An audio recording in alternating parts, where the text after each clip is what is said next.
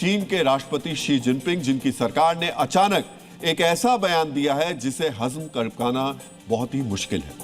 Jinping के plan को समझने के लिए आपको सबसे पहले चीन से आया यह बयान बेहद गौर से देखना चाहिए। चीन के विदेश मंत्री वांग यी ने कहा, हमने शांति स्थापित करने के लिए बहुत प्रयास किए ताकि अस्थिरता या युद्ध को पूरी तरह खत्म किया जा सके।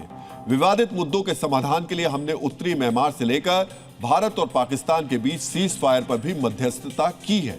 शांति की स्थापना ही हमारा मकसद है।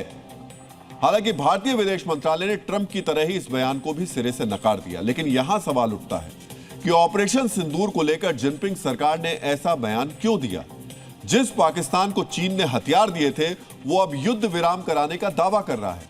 इन सवालों का एक ही जवाब नजर आता है, जिनपिंग का मकसद ट्रंप से सीज फायर का क्रेडिट छीनना है। लेकिन क्यों? आखिर ट्रंप के खिलाफ जिनपिंग इस हद तक आक्रामक क्यों हो गए?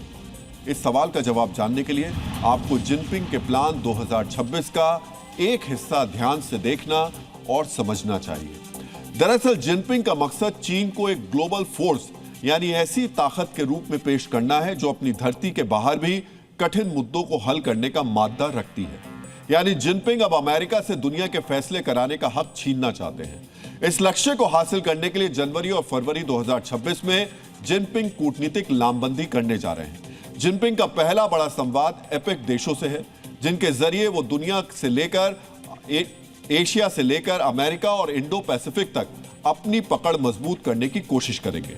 एपेक के ठीक बाद जिनपिंग ब्रिक्स की समिट में भी हिस्सा लेंगे ताकि वो खुद को ग्लोबल साउथ के प्रतिनिधि के तौर पर पेश कर सके। डीएनए मित्रों, पहले ट्रंप के सीजफायर कराने के क्रेडिट को लेकर अपना दावा पेश करना और उसके बाद ट्रंप विरोधी गुट की लामबंदी, साफ नजर आता है कि जिनपिंग का मकसद खासकर एशिया में अमेरिकी दखल या दबदबे को खत्म या फिर काफी हद तक कम करना है, ताकि एशिया में चीन का आर्थिक और सामरिक प्रभुत्व कायम हो सके। जिस सामरिक दबदबे पर जिनपिंग की नजर है उसकी तरफ वो मार्च के महीने में पहला कदम बढ़ाएंगे।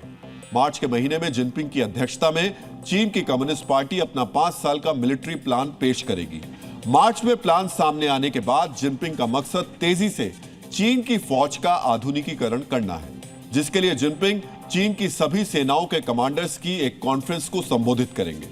चीन की मीडिया के मुताबिक जिनपिंग का बड़ा फोकस ड्रोन और आर्टिफिशियल इंटेलिजेंस आधारित वेपन सिस्टम पर होगा, ताकि आधुनिक युद्ध के क्षेत्र में चीन आगे बढ़ सके।